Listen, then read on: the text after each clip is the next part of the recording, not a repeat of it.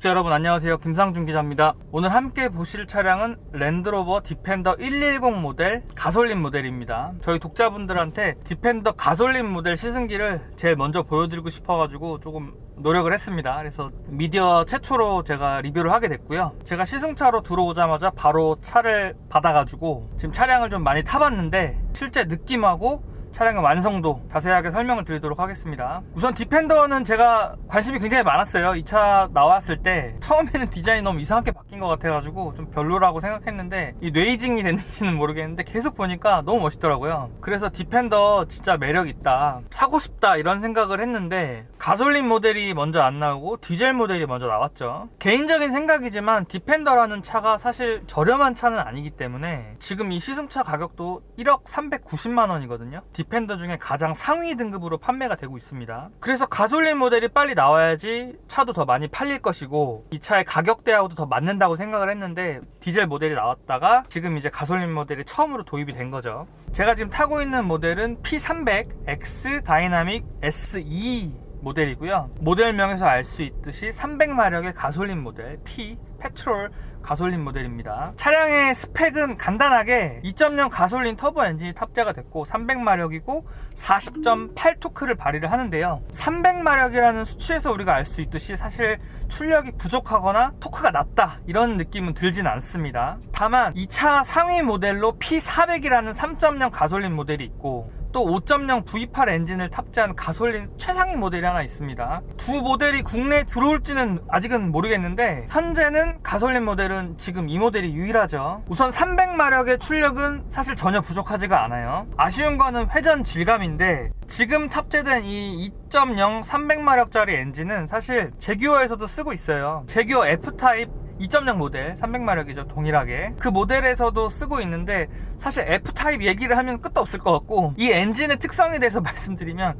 출력은 전혀 부족하지 않은데 회전 질감이 사실 좀 아쉬운 점이 있습니다. 제가 6기통 가솔린 엔진을 좋아하는 것도 있지만 솔직히 이 차 가격대가 1억이 넘어가기 때문에 이 정도 급의 차에는 솔직히 6기통 가솔린 엔진을 탑재해야 된다고 생각을 해요. 그리고 이 차가 사실 정숙성이 떨어지거나 그런 건 아니고요. 특히 지금처럼 저속으로 운전할 때 또한 70km 미만으로 달릴 때는 정숙성이 좋은 편입니다. 지금 엔진의 소음이라든지 진동이라든지 거의 느껴지지 않고요. 저속으로 달릴 때는 6기통 가솔린 모델 못지않게 굉장히 정숙한 실내 품질을 보여주고 있는데 100km 이상으로 달릴 때 그리고 그거보다 더 고속으로 달릴 때는 회전 질감이 전형적인 4기통 가솔린 모델이에요. 약간 좀 시끄러워지고 엔진의 소음도 커지고 그러니까 조금 아쉽죠. 사실 1억이라는 거금을 주고 차량을 샀는데 회전 질감이 우리가 그동안 타던 4기통 엔진 2.0 엔진하고 거의 비슷하다고 한다면 조금 아쉬운 점이 있다고 생각을 합니다. 사실 자동차 업계 전체가 다운사이징을 하는 추세이기 때문에 배기량을 낮춘 거를 사실 욕할 수는 없어요. 개인적인 푸념이고 아쉬움이라고 볼 수가 있고 그냥 제 생각은 차라리 랜드로버가 저렴한 차를 파는 브랜드가 아니기 때문에 그리고 최근에 제가 기사도 썼는데 랜드로버가 판매 방식을 약간 바꿨거든요. 차량이 좀 잘 안 팔리다 보니까 주문을 발주를 넣고 기다렸다가 받는 방식으로 좀 판매 방식이 바뀌었어요. 그럴 거라면 차라리 P400 모델 같은 고급 모델을 들여와서 비싸게 파는 것도 나쁘지 않았을 거라고 생각을 하거든요. 사실 이 차가 1억이 넘고 디펜더 가격대가 사실 높은 편이기 때문에 그냥 일반적인 사람들은 접근하기가 좀 어려운 가격대죠. 여유가 있으신 분들이 차량을 산다고 했을 때 더 고급화 전략으로 갔어야 되지 않나 이런 생각이 개인적으로 듭니다. 비판적인 얘기를 했는데 사실 이 2.0 가솔린 엔진 빼고는 굉장히 좋아요. 이제부터 칭찬을 좀 해볼게요. 가장 만족스러운 부분은 승차감이 상당히 좋습니다. 이 차가 오프로드 뭐 전용 차량이라고 막 소개도 하고 험로를 주파할 수 있는 차량이라고 많이 이렇게 알려졌는데 그리고 뭐 도광 능력도 뛰어나고 오프로드 머신 약간 이런 느낌이 있는데 승차감이 굉장히 좋고 에어 서스펜션의 세팅이 대단히 훌륭합니다. 디스커버리라는 차도 사실 상당히 승차감이 좋은 차량이고 타시는 분들이 굉장히 만족스러워 하는데 디스커버리 못지않은 편안함을 갖추고 있어요. 그래서 이 차 외형만 보고는 승차감이 많이 안 좋을 거다, 떨어질 거다 이런 생각을 하실 필요는 없을 것 같아요. 굉장히 승차감이 좋고 제 생각엔 이 차를 타고 막 오프로드를 막 즐기실 분들은 많지는 않을 것 같아요. 오프로드를 정말 타려고 하시는 분들은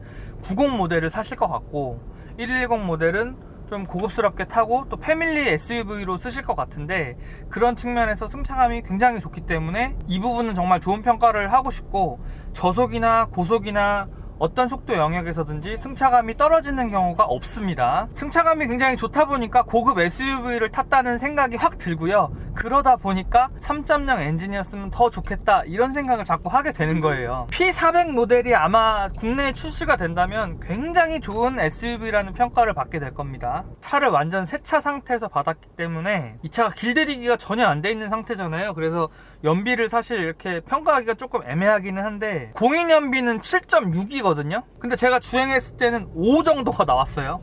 사실 좀 심각하죠. 근데 뭐 테스트한다고 이래저래 좀 약간 과격하게 운전을 하기는 했는데, 제 생각에는 한 6 정도 나올 것 같아요. 근데 연비가 좋은 편이라고는 할 수는 없죠. 이 300마력짜리 2.0 가솔린 엔진이 사실 특성이 그래요. 연비가 그렇게 좋지가 않아요. 왜냐면은 2.0 엔진으로 300마력이라는 고출력을 뽑아내야 되기 때문에 사실 연비가 좋은 엔진이라고 볼 수는 없습니다. 재미있는 점은 이 차가 오프로드를 달릴 수 있는 차이기 때문에 핸들링이 굉장히 유격이 있을 거라고 생각하시겠지만 상당히 정밀한 핸들링을 가지고 있습니다. 그래서 일반적인 SUV 또 패밀리 SUV로 쓰기도 좋을 것 같고, 뭐 브레이킹도 출력에 걸맞게 잘 세팅이 돼 있고, 차체도 짱짱한 느낌이 있기 때문에 전반적인 차량의 완성도는 상당히 높은 편이다 라고 볼 수가 있습니다. 그리고 110 모델 같은 경우에는 2열이 생각보다 넓어요. 진짜 패밀리 SUV로 쓸 수 있어요. 성인 남성이 뒤에 앉아도 편안할 정도로 무릎 공간이 넓고, 다만 등받이 각도가 살짝 이렇게 서 있어가지고 약간 이렇게 앞쪽으로 나오는 자세가 되긴 하는데 2열 공간 상당히 좋은 편입니다. 그리고 트렁크 공간도 꽤 넓죠. 비싸서 그렇지 사실 패밀리 SUV로 정말 사고 싶고 추천을 해도 될 만큼 굉장히 좋은 차라는 거 말씀드리고 싶습니다. 많은 분들이 아시겠지만 랜드로버는 이 디스플레이라든지 인포테인먼트 시스템 오류 때문에 많이 욕을 먹기도 했고, 또 판매량이 많이 처지기도 했잖아요. 그런 점을 보완을 하고자 LG전자하고 같이 이렇게 협업을 해가지고 인포테인먼트 시스템을 만들었어요. 이 새로운 인포테인먼트 시스템이 PB 프로라고 불리는데, 확실히 기존보다 반응성도 빠르고, 그래서 랜드로버의 단점으로 지적됐던 전자기기 부분을 상당히 보완을 한 것 같아요. 근데 이 부분은 사실 시간이 좀 더 지나봐야 알겠죠. 근데 제가 써봤을 때는 문제는 없었고 상당히 빠릿빠릿해졌다는 거 장점이라고 볼 수가 있습니다. 차량에 사용된 이 소재가 되게 특이해요. 가죽이면서도 고급스럽기도 하면서 조금 막 뭐랄까 좀 표현하기가 어려운데 약간 누박 같기도 하고요. 약간 좀 되게 특이해요. 예, 가죽도 되게 좀 튼튼한 가죽인 것 같으면서 약간 친환경 소재 같기도 하고 굉장히 좀 특이한데, 그래서 고급스러움보다는 약간 좀 비껴나가긴 했지만 이 차와 잘 어울린다. 이 차 어쨌든 굉장히 좀 매력적인 차예요.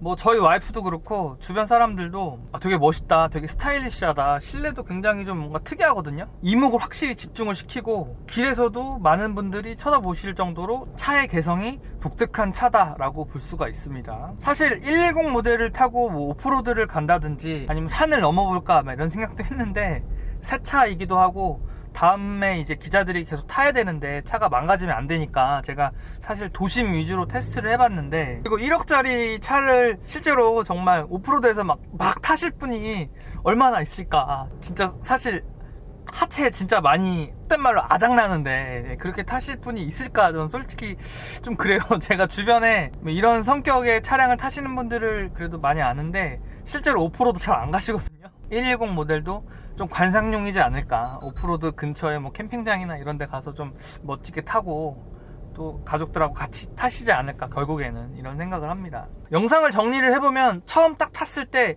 굉장히 마음에 들었어요. 디펜더 가솔린 모델 정말 제가 노래를 불렀고, 제규어 랜드로버 코리아에도 가솔린 모델 나오면 빨리 주세요, 리뷰하고 싶어요, 이렇게 막 이렇게 졸랐는데 어쨌든 제일 먼저 타보게 됐고, 영상에서 두 차 말씀드렸지만 2.0 가솔린 엔진의 이 회전 질감, 그거 딱 하나만 빼면은 승차감 생각보다 참 좋고 공간도 넓고 디자인도 끝내준다. 예, 이게 제 결론입니다. 네, 독자분들 감사하고요. 혼자서 열심히 찍고 있는데 구독을 안 하신 분들이 많으신 것 같아요. 영상을 보신 비율에서 96%가 구독을 안 하고 있대요. 제가 그걸 뭐 깜짝 놀랐는데, 그래도 15,000분의 구독자가 있다는 게 참 감사한 일인데, 영상을 보시고 그래도 도움을 좀 얻으셨고 재미가 있으셨고 제가 이렇게 전달해드리는 내용이 괜찮았다면 구독을 좀 해주시면 좋을 것 같습니다. 꾸준히 늘고 있기는 한데 제가 영상을 계속 하려면 좀 구독자들이 좀 많이 늘어나야 될 것 같아요. 네, 독자분들 감사하고요. 더 유익한 자동차 컨텐츠로 다시 찾아뵙겠습니다.